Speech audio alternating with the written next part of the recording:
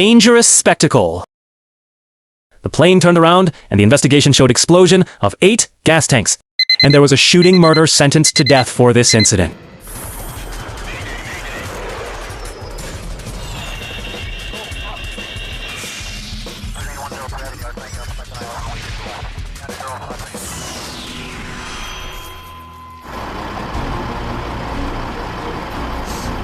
Control! This is Flight 728.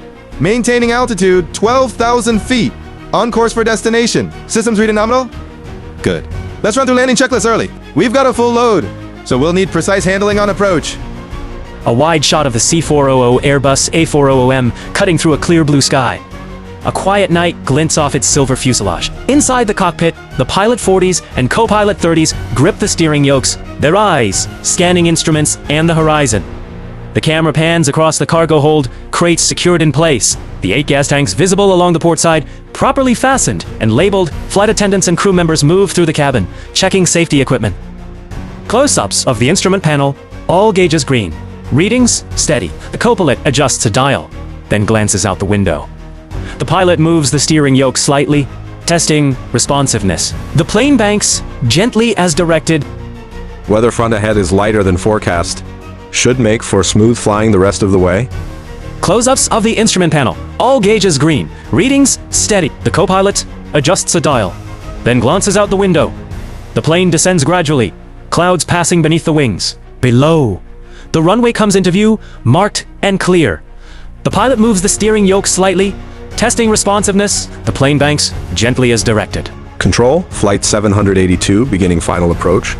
Gear down in 30 seconds. Cabin secure, ready for landing. A faint smell wafts through the cabin, acrid, like burning rubber or fuel. Passengers shift in their seats, some looking around curiously. The crew member nearest the gas tank sniffs the air, brow furrowed. Inside, crew members take their positions, securing themselves in jump seats. One crew member 20s walks past the gas tanks, pausing briefly to double-check their latches. All appear secure. Cockpit, we've got a burning odor in the rear cargo area near the front tank. I smell it too. Pressurization system must be circulating it. Checking all systems again. Control! Flight 782, reporting unusual burning odor. No warning! Indicators active. Requesting permission to abort landing and climb for further assessment. Flight 728. Permission granted. Climb to 5,000 feet and hold position. Stand by for emergency response coordination. In the cockpit, warning lights remain off, but both pilots lean forward.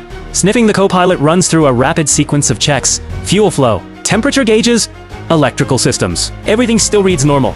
The burning smell intensifies sharply. A small wisp of smoke seeps from around one of the gas tanks. The crew member rushes forward, hand reaching for the fire suppression controls.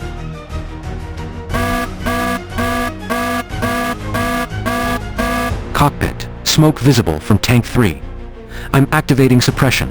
Before he can finish, a deafening blast rips through the hold. Flames erupt from the tank, instantly igniting adjacent tanks in a chain reaction. The plane lurches violently to the left. The pilot lowers the landing gear with a mechanical thud. Instruments confirm gear is locked in place.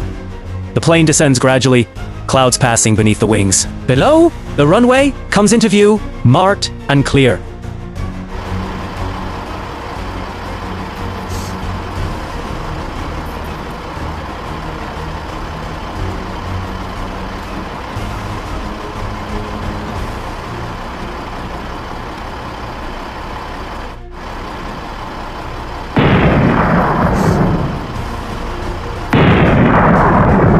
Massive fireball erupts from the port side of the aircraft. Debris is thrown from the fuselage as all 8 gas tanks detonate in rapid succession. The plane's left wing begins to burn, panels peeling away from the intense heat.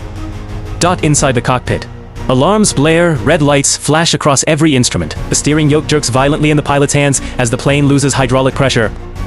We've lost port engine and control surfaces. Fires spreading to the wing route. Mayday, mayday.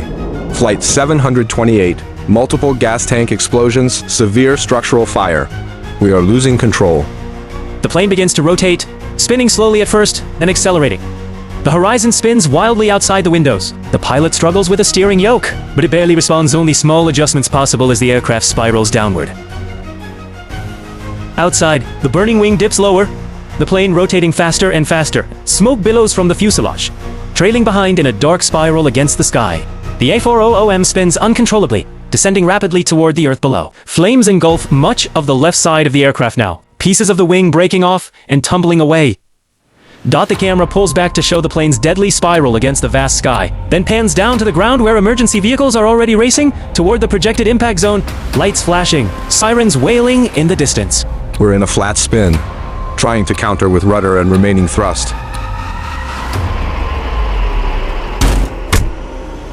The crew hung on, and the rest survived on the chair.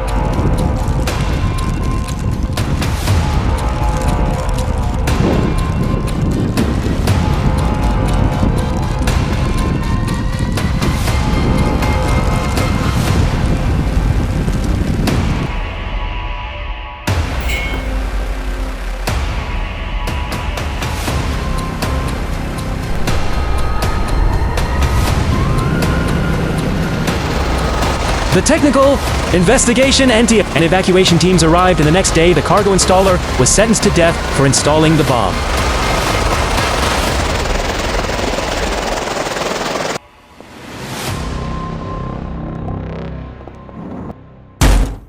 A wide shot of the impact area. Charred earth. Twisted metal debris scattered across a field. Yellow tape marks off the perimeter. Investigators in white suits and hard hats move carefully through the wreckage, carrying cameras, measuring tapes, and evidence bags. Lead investigator Carter Fithies, calm and focused, stands over a map laid out on a table, consulting with team-led Reyes 40s and an aircraft engineer 30s. Wave documented the debris field pattern. Initial assessment confirms the explosion originated in the port cargo hold. Exactly where the gas tanks were located. Witness report seeing flames from top section before the full detonation. We are collecting every piece of the fuel system we can find. The camera pans across the site. Investigators carefully tag and bag fragments of the tanks, wiring harnesses, and control valves. A sterile, well-lit laboratory. Debris from the crash is laid out on white tables, labeled and organized. Engineers examine pieces under microscopes, while technicians run tests on metal samples and residue. Look at this, the pressure relief valve from Tank 3. The metal shows signs of thermal stress before the explosion.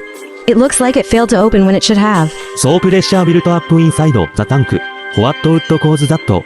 Preliminary analysis of the residue shows traces of an accelerant, but not from the fuel itself. It appears to be a chemical used in some industrial sealants. Sealants, we need to check the maintenance record for the aircraft. Another technician approaches with a report. Carter and Reyes sit across from the maintenance supervisor who looks visibly stressed. Files and service logs are spread across the table. Were the technicians trained on applying this specific sealant? It's the new high temperature formula, but we were told it was compatible with the tank materials. The plane had a routine service 2 weeks before the flight. We replaced the gas cots on all 8 gas tanks, standard procedure. We had a quick briefing, but there wasn't time for full training. We were behind schedule on several aircraft. The sealant residue clogged the pressure relief valve. Pressure kept building until the tank ruptured, and those fumes ignited the moment they escaped. Watch this. As the temperature rises, the sealant begins to break down.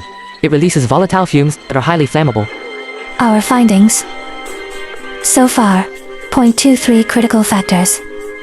First, the new sealant was not properly tested for compatibility with the gas tank materials. Second, maintenance crews were not adequately trained on its application. And third, the pressure relief valves lacked secondary safeguards against clogging.